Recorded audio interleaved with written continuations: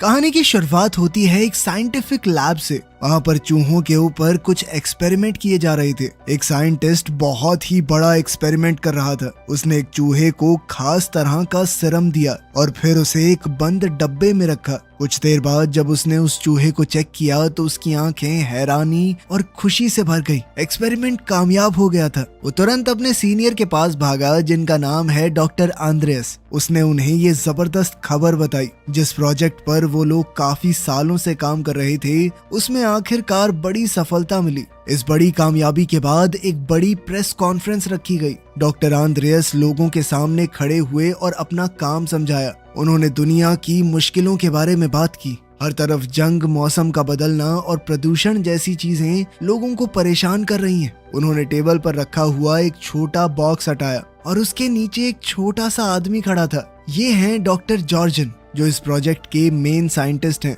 उन्हें देखकर सब लोग बिल्कुल चुप हो गए। डॉक्टर जॉर्जन ने बताया कि उनकी टीम के 32 लोग, जिनमें उनकी पत्नी भी शामिल है, सबने अपनी मर्जी से ये प्रोसेस किया। वो सब लोग अब 5 इंच के हो चुके हैं। उन्होंने सबको भरोसा दिलाया कि ये प्रोसेस बिल्कुल सेफ है और कोई दर्द भी नहीं होगा आपको। अपनी बात को साबित करने के लिए एक और आदमी ट्रॉली पर बाकी की टीम को ले आया। सभी लोग हैरानी से देखने लगे। उस ट्रॉली पर बहुत से छोटे लोग हाथ हिला रहे थे। डॉक्टर जॉर्जन ने कहा कि ये एक नए युग की शुरुआत है और 5 साल की छुपी हुई मेहनत का नतीजा। इस एक्सपेरिमेंट से पूरी दुनिया को कितना फायदा होगा ये दिखाने के लिए एक असिस्टेंट ने छोटी प्लास्टिक की थैली उठाई। उसने कहा कि इस छोटी सी थैली में पिछले 5 साल में इन 32 लोगों का पूरा कचरा रखा हुआ है। उनका आइडिया बिल्कुल साफ था। छोटा होने से इंसान थोड़ी जगह, थोड़ा खाना, सब कुछ कम ही करेगा। डॉक्टर जॉर्जन ने पूरी दुनिया को खुला न्योता दिया कि जो भी चाहे वो इस प्रोसेस से गुजर सकता है। ये खबर जंगल की आग की तरह पूरी दुनिया में फैल गई। सब लोग डाउनसाइजिंग यानी छोटे होने के बारे में बात करने लगे। अब कहानी का फोकस हमारे हीरो पॉल पर जाता है। पॉल इस वक्त एक बहुत ही नॉर्मल जिंदगी जी रहा था, अपनी बीमार माँ का घर पर ख्याल रखते हुए। बदकिस्मती से उसके बहुत ख्याल रखने के बावजूद उसकी माँ की तबीयत बिगड़ती गई और कुछ समय बाद उनकी मौत भी हो गई। पॉल एक फैक्ट्री में काम करता था और साथ साथ बीमार लोगों की मदद भी। उसे तहे दिल से लोगों की मदद करना बहुत पसंद था। पॉल की शादी ऑड्री नाम की एक औरत से हुई। उनके बच्चे तो नहीं थे, लेकिन दोनों एक दूसरे से बहुत प्यार करते हैं। शादी के बाद उन्होंने एक नया घर खरीदा जिसमें उनकी सारी सेविंग्स खत्म हो गई। तब पॉल को समझ आया कि अपने सपनों को पूरा करना कितना मुश्किल और महंगा है। एक शाम पॉल और ऑड्री अपने दोस्तों के साथ एक पार्टी में गए। इस पार्टी की मेन अट्रैक्शन 2 छोटे लोग थे, डेव और कैरल। ये लोग यहाँ पर डाउन साइजिंग का फायदा बताने आए हैं। डेव ने भीड़ को बताया कि छोटा होने का कोई नुकसान नहीं है। उन्हें जो कुछ भी पसंद है वो सब कुछ कर सकते हैं, लेकिन एक ऐसी दुनिया में जहाँ उनका पैसा कई गुना ज्यादा चलेगा। उसने बताया कि हमारी कम्युनिटी का नाम लेजर लैंड है, जहाँ सब कुछ बहुत सस्ता है। उसने अपनी बड़ी हवेली के बारे में बताया, जो नॉर्मल जिंदगी में तो वो कभी ना खरीद पाता। इस प्रेजेंटेशन का पॉल और ऑड्री पर बहुत गहरा असर पड़ा। घर पहुंचने के बाद उनके दिमाग में नए नए सपने घूमने लगे। कुछ ही दिन बाद उन्हें लेजर लैंड देखने के लिए बुलाया गया। अगली सुबह वो दोनों वहां पर गए। एक बिल्कुल साफ, सुंदर और परफेक्ट जगह जो सिर्फ छोटे लोगों के लिए बनी है। एक खुश मिजाज छोटे आदमी ने उनका स्वागत किया और उन्हें टूर दिया। उसने अपना आलीशान घर दिखाया जो उसने सिर्फ $12 में खरीदा है। उसने सबको अपनी साइज में छोटी पत्नी से भी मिलवाया और दोनों ने अपनी खुशहाल जिंदगी की तस्वीर बुन दी। बिना पैसे की चिंता करे एक आरामदायक जिंदगी का वादा अब बहुत ही खूबसूरत लग रहा था। टूर देने वाला छोटा आदमी पॉल और ऑड्री को और ज्यादा समझाता गया। उसने बताया कि छोटा होने के बाद मेरी जिंदगी पूरी तरह बदल गई। कोई भी अपने शरीर में ये बदलाव करवा सकता है और किसी तरह की कोई प्रॉब्लम नहीं आएगी।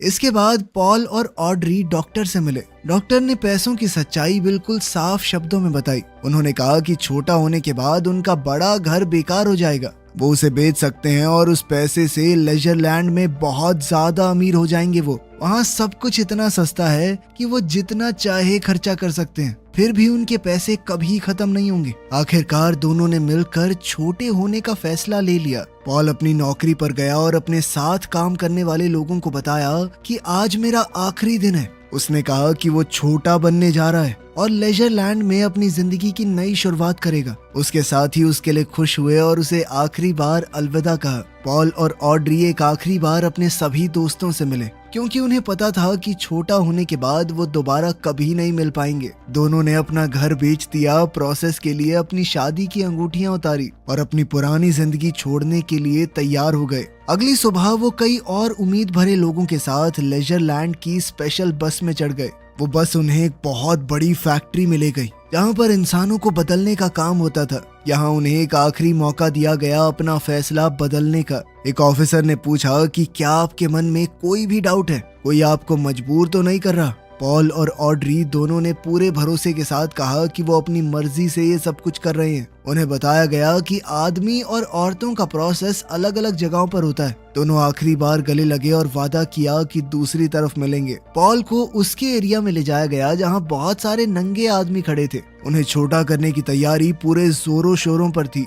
उनके शरीर के सारे बाल पूरी तरह शेव कर दिए गए। जो दांत खराब या सड़ रहे थे उन्हें निकाल दिया गया। ये सब कुछ बेहोशी के दौरान हुआ तो उन्हें कोई फर्क नहीं पड़ा। बेहोश होने के बाद पॉल को एक बड़ी एडवांस मशीन में रखा गया। यह प्रोसेस लगभग 20 मिनट चला और जब सब खत्म हुआ तो पॉल बिल्कुल परफेक्ट तरीके से सिर्फ 5 इंच का हो गया। नए छोटे हुए लोगों को फिर एक रिकवरी एरिया में ले जाया गया जहाँ सब कुछ उनके नए साइज के हिसाब से बना हुआ था। अब उनके साथ छोटे हो चुके डॉक्टर्स मौजूद थे। उनके निकाले गए दांतों की जगह पर छोटे आर्टिफिशियल दांत भी लगाए गए। काफी लंबे समय के बाद पॉल को होश आया। वो इस वक्त एक छोटे से बेड पर लेटा हुआ था। एक नर्स जो खुद भी साइज में छोटी है उसने उसे संभाला और कहा कि तुम पूरी तरह ठीक हो। पूरा प्रोसेस सक्सेसफुल रहा। उसने पॉल को छोटे कपड़े दिए और एक बड़ा सा बिस्किट भी ला कर दिया जो पॉल के नए नजरिए से एक सोफे की गद्दी जैसा लग रहा था। लेकिन पॉल को अपनी चिंता नहीं थी। उसकी आंखें तो सिर्फ उसकी पत्नी ऑड्री को ढूंढ रही थी। उसी वक्त उसका फोन बजा। ये कॉल ऑड्री का था। उसकी आवाज में डर और पछतावा भरा पड़ा था। उसने जो कहा वो सुनकर पॉल पूरी तरह से टूट गया। दरअसल वो आखिरी प्रोसीजर के दौरान बहुत ज्यादा डर गई। जब उसने अपने बाल शेव होते हुए देखे तो वो सह नहीं पाई। उसने इस प्रोसेस से पीछे हटने का फैसला किया और फैसिलिटी छोड़कर चली गई। और वहीं पॉल ने पूरा प्रोसीजर करवा लिया। वो बस 5 इंच का था। इस छोटी दुनिया में वो बिना अपनी पत्नी के अकेला क्या करेगा? पॉल ने अपनी पत्नी से भीख मांगी, कहा कि प्लीज वापस आ जाओ। कोई दिक्कत नहीं है, मैंने तो पूरा प्रोसेस करवाया है, आसानी से सब कुछ हो जाएगा, बाल दोबारा उग जाएंगे। लेकिन ऑड्री ने पक्का फैसला कर लिया था। उसने साफ कहा कि उसे बहुत डर लग रहा है, वो वापस नहीं आएगी। आखिरी बार अलविदा कहते हुए उसने फोन काट दिया। पॉल बिल्कुल अकेला रह गया। वो हमेशा के लिए 5 इंच का हो गया था। उसका दिल पूरी तरह टूट गया था। उसकी इस परफेक्ट नई जिंदगी का सपना शुरू होने से पहले ही बिखर गया। वो बहुत ज्यादा उदास रहने लगा। अपने बड़े और आलीशान बंगले में रहने के बावजूद वो बिल्कुल अकेला महसूस कर रहा था। जल्द ही उनकी शादी की अंगूठियां उसे भेजी गई। उन्हें देखकर जो उसके साइज के हिसाब से बहुत ज्यादा बड़ी हैं, उसका दर्द और ज्यादा गहरा हो गया। एक पूरा साल गुजर गया। पॉल अकेला ही रहा। वो ऐश की जिंदगी तो जी रहा था लेकिन उसे बांटने के लिए उसके पास कोई नहीं था। कभी कभी वो अपने दोस्त डेव से मिलता है जो उसे समझाता था कि यहाँ पर बहुत सारी औरतें हैं, कोई मिल जाएगी तुझे, इतना क्यों सोच रहा है। एक शाम पॉल अपने घर पर एक डेट के साथ था लेकिन सब कुछ थोड़ा जबरदस्ती खाली सा लग रहा था। उसके ऊपर वाले फ्लोर का पड़ोसी डूसान, जिसे हल्ला मचाने और पार्टी करने का बहुत शौक है, अचानक अंदर घुस आया। उसने पॉल को अपनी बड़ी पार्टी का इनविटेशन दिया। पॉल के पास वैसे भी कुछ करने को था नहीं तो उसने हाँ कह दिया। अगली रात पॉल डूसान की शानदार पार्टी में गया, एक बड़ा गुलाब गिफ्ट के रूप में लेकर। डूसान उसे देखकर बहुत खुश हुआ। उसने कहा कि खुलकर पी, बहुत लड़कियां आएंगी यहाँ पे, पटा ले किसी और को, भूल जा अपनी बीवी को भाई। लेकिन पॉल किसी से कनेक्शन नहीं बना पाया। उसने रात भर शराब पी, झांझ में डांस किया और आखिरकार बेहोश होकर गिर पड़ा। सुबह तक पार्टी खत्म हो चुकी थी। सिर्फ पॉल और डूसान फैले हुए सामान वाले फ्लैट में पड़े हुए हैं। अगली सुबह सफाई करने वाली टीम आई। डूसान इतना अमीर है कि वो सारा काम बाकी लोगों से करवाता है। पॉल जब हैंगओवर और घूमते दिमाग के साथ उठा तो उसकी नजर एक सफाई करने वाली औरत पर पड़ी। उसने उसे पहचान लिया। वो तो सारा है, वियतनाम की एक बहुत मशहूर एक्टिविस्ट जिसे पॉल ने 1 साल पहले न्यूज में देखा था। उस रिपोर्ट में दिखाया गया कि वियतनाम में छोटे लोगों की पूरी बस्ती बर्बाद हो गई थी और वो अकेली बची थी वहां से। उस घटना में उसकी एक टांग चली गई और अब वो एक नकली टांग का इस्तेमाल करती थी। पॉल उसके पास गया, उसे देखकर बहुत हैरानी हुई कि इस तरह का काम एक मशहूर औरत क्यों कर रही है। उसने कहा कि मैं तुम्हारी कहानी जानता हूँ और कहने लगा कि तुम तो पहले एक जर्नलिस्ट थी, ये सफाई का काम क्यों कर रही हो। सारा ने सीधे तौर पर कहा कि मुझे जिंदा रहना है और ये नौकरी थोड़े पैसे देती है जिंदगी काटने के लिए। पॉल ने देखा कि वो दूसान के फ्लैट से कुछ दवाइयां इकट्ठा कर रही है। पॉल ने उसे रोका, कहा कि ये दवाइयां लेना ठीक नहीं होगा। उसने बताया कि एक बीमार दोस्त के लिए है। दूसान दरअसल सफाई वालों को खुली छूट देता है कि जिसे जो चीज काम की लगे वो ले सकता है। पॉल भी अपनी पिछली जिंदगी में बीमार लोगों की मदद करता था। उसने ध्यान दिया कि सारा की नकली टांग गलत तरीके से लगी है और उसे चलते हुए दर्द हो रहा होगा। उसने कहा कि मैं ठीक कर सकता हूँ तुम्हारी टांग को। सारा उसकी इस बात से बहुत खुश हुई। उसने पॉल से कहा कि तुम एक अच्छे आदमी हो और साथ ही तुम्हें मेडिकल नॉलेज भी है, तो क्या तुम मेरी बीमार दोस्त को देखने चलोगे। उसकी मजबूरी देखते हुए और अपनी जिंदगी को कोई मतलब देने के लिए पॉल ने हाँ कह दिया। वो अपनी लग्जरी वाली जिंदगी छोड़कर सारा के साथ बस में चढ़ गया और लेजर लैंड के उस हिस्से की तरफ गया जिसके बारे में उसे कभी पता नहीं था। उनकी बस उन्हें लेजर लैंड के एक छुपे हुए हिस्से में ले गई। रास्ते में उन्होंने एक बहुत बड़ी दीवार क्रॉस की। उस दीवार के दूसरी तरफ पॉल ने एक गरीब बस्ती देखी। यहाँ पर उनकी तरह बड़े बड़े घर नहीं थे, बल्कि पुराने शिपिंग कंटेनर्स के अंदर बनी हुई एक झुग्गी जैसी कॉलोनी थी जहाँ सारा जैसे गरीब लोग रहते हैं। वो उसे अपने छोटे से घर में ले गई जो एक कंटेनर के अंदर बना था। अंदर एक औरत बेड पर लेटी हुई दिखी जो बहुत ज्यादा बीमार है। सारा ने बताया कि यही उसकी दोस्त है और पॉल से कहा कि डॉक्टर साहब इसका इलाज करो। पॉल ने कहा कि मैं कोई असली डॉक्टर नहीं हूँ, लेकिन सारा ने जिद की कि मुझसे तो ज्यादा ही पता है तुम्हें। पॉल ने सलाह दी कि दुसान के घर से लाई हुई कुछ दवाइयाँ दी जा सकती हैं। उसने थोड़ा सोच समझकर मेडिसिन दे दी। पॉल ने फिर से कहा कि मैं तुम्हारी नकली टांग भी ठीक से फिट कर दूंगा। इस पर सारा ने कहा कि कुछ दिन बाद करते हैं ये। पॉल वहाँ से तो चला गया, लेकिन वो सारा को भूल नहीं पाया। कुछ दिन बाद वो दोबारा उसके घर गया। सारा के पास एक बुरी खबर थी। वो बीमार औरत जिसे उन्होंने मेडिसिन दी थी वो मर गई। उसने डर के साथ कहा कि शायद मैंने उसे ज्यादा दवाई दे दी,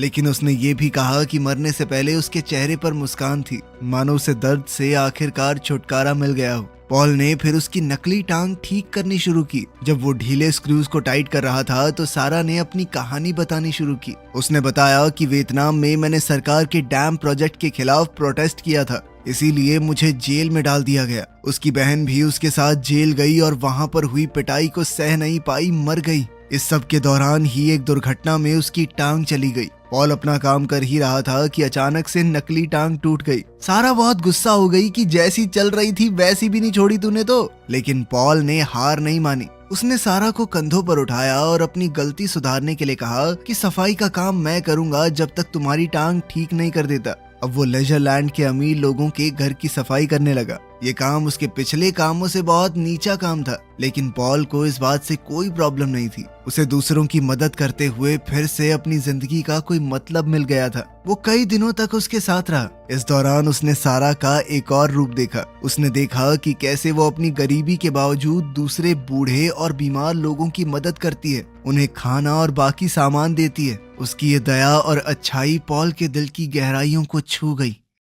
एक दिन जब दोनों मिलकर दूसान का फ्लैट साफ कर रहे थे, दूसान ने पॉल को देखा और हंस दिया। उसने मजाक किया कि पहले यहाँ हवेली के मालिक थे और अब साफ सफाई वाले, क्या चल रहा है भाई। पॉल ने सिर्फ इतना कहा कि लंबी कहानी है, फिर कभी सुनाऊंगा। दूसान भी समझ गया था कि जो भी है मेरा दोस्त खुश तो लग रहा है। दूसान इस वक्त एक दूसरे आदमी के साथ नॉर्वे जाने के एक सीक्रेट और बहुत ज्यादा पैसे मिलने वाले मिशन के बारे में बात कर रहा था। दूसान ने पॉल को भी साथ चलने को कहा। जब सारा ने ये सुना तो उसने तुरंत कहा कि अगर पॉल जा रहा है तो मैं भी जाऊंगी। पॉल ने कहा कि ये खतरनाक हो सकता है, लेकिन सारा ने अपना फैसला नहीं बदला। उसने कहा कि नॉर्वे जाना उसका पुराना सपना है। आखिरकार पॉल, सारा, दूसान और उसका साथी एक खास बोट में चढ़े और समुद्र के लंबे सफर पर निकल गए। इस सफर के दौरान पॉल की मुलाकात डाउन साइजिंग प्रोजेक्ट के असली इन्वेंटर डॉक्टर जॉर्जन से हुई और उनकी पत्नी एनी से भी। वो दोनों भी इस मिशन पर जा रहे थे। डॉक्टर जॉर्जन ने पॉल को एक भयानक सच बताया।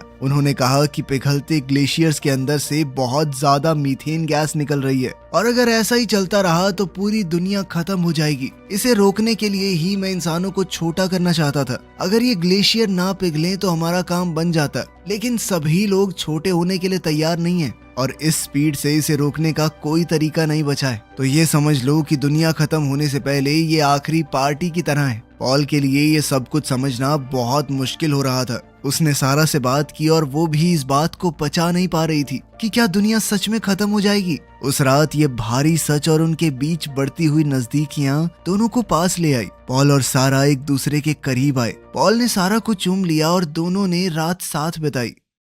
एक लंबे सफर के बाद उनका ग्रुप नॉर्वे पहुंच गया। वहां उन्हें छोटे लोगों की एक प्यारी सी कम्युनिटी मिली जो नेचर के साथ बिल्कुल शांति से रह रही थी। लेजरलैंड की तरह दीवारें और अलग अलग रहने का सिस्टम यहाँ पर नहीं है। वहाँ के लोग डॉक्टर जॉर्जन और उनकी पत्नी को देखकर बहुत खुश हुए। कम्युनिटी की एक औरत पॉल को घुमाने ले गई। वो उसे एक बड़े पहाड़ के अंदर बनी एक बहुत बड़ी टनल के पास ले गई। उसने बताया कि यही उनकी जिंदा रहने की आखिरी उम्मीद है। पहाड़ के लगभग 2 किलोमीटर नीचे एक बहुत बड़ा अंडरग्राउंड बंकर बना हुआ है। अंदर एक ऐसी जगह बनाई गई है जहां खाने और पानी की कभी कमी नहीं पड़ेगी। कुछ चुने हुए लोग 8000 साल तक जमीन के नीचे रहेंगे, जब तक ऊपर की दुनिया दोबारा से रहने लायक नहीं बन जाती। उन्होंने खाना, पानी और जरूरी चीजों का पूरा सामान स्टॉक कर रखा था। इंसानी प्रजाति को वो खत्म नहीं होने देंगे। ये सब सुनकर पॉल के अंदर एक नया जज्बा आ गया। उसे लगा कि अगर वो अंदर गया तो उसकी जिंदगी किसी काम में आएगी। उसने खुशी खुशी सारा को बताया कि मैंने बंकर में जाने का फैसला कर लिया है। उसे लग रहा था कि वो इंसानों को बचाने में अपना योगदान दे पाएगा, लेकिन सारा का दिल टूट गया। वो गुस्से में आ गई। उसने पॉल से पूछा कि हमारे बीच जो कुछ भी हुआ उसके बाद तुम मुझे कैसे छोड़ सकते हो। उसने पूछा कि क्या तुम बस टाइम पास कर रहे थे मेरे साथ, सच में प्यार नहीं करते मुझसे। इस बात का पॉल ने कोई सीधा जवाब नहीं दिया। पॉल अपनी बात पर अड़ा रहा कि मुझे अंदर जाना ही है, यही रास्ता है मेरा। पॉल की इन बातों ने सारा को तोड़ दिया। वो रो पड़ी। पॉल ने दुसान को भी अपना फैसला बताया। दुसान ने कहा कि तू ऊपर रहकर भी तो लोगों की मदद कर सकता है, लेकिन पॉल ने अपना मन बना लिया था। जब बंकर में जाने का वक्त हुआ तो सभी लोग एक साथ सूरज को ढलते हुए देखने लगे। वो जानते थे कि अपनी जिंदगी में दोबारा कभी सूरज नहीं देख पाएंगे। पॉल ने सबको अलविदा कहा। उसकी और सारा की आंखें मिली। सारा बिना कुछ बोले उसे रुकने के लिए कह रही थी, लेकिन पॉल ने पीछे नहीं देखा और अंधेरी टनल के अंदर चला गया। लोगों ने लगभग 2 किलोमीटर लंबा ये रास्ता तय करना शुरू किया। अंदर अंधेरा था और उन्हें पूरी रात चलना होगा। पॉल लाइन के बिल्कुल लास्ट में चल रहा था। हर एक बढ़ते कदम के साथ पॉल का मन कमजोर होता गया। उसने सारा, दुसान और उन सभी रिश्तों के बारे में सोचा जो उसने बनाए थे। वो समझ गया था कि सिर्फ जिंदा रहना जिंदगी नहीं होती। अगर अपने लोग ही जिंदा नहीं रहेंगे तो वो जीकर क्या करेगा। बाहर सारा और दुसान टनल के एंट्रेंस पर खड़े थे, इस उम्मीद के साथ कि शायद पॉल लौट आएगा। तभी उन्होंने देखा कि अंधेरे से कोई बाहर आया। वो पॉल ही था। उसने अपना फैसला बदल लिया। दुसान हंसकर कहने लगा, मुझे पहले से पता था कहीं नहीं जाएगा तू। लेकिन पॉल सीधा सारा के पास गया। उसकी आंखों में आंखें डालकर उसने सच कहा कि मैं भी तुमसे प्यार करता हूँ। अब उन्होंने फालतू ऐश भरी जिंदगी छोड़कर लोगों की मदद करते हुए जिंदगी बिताने का फैसला किया। वीडियो पसंद आई तो लाइक कर देना, चैनल को सब्सक्राइब कर लेना। मिलते हैं अगली वीडियो में।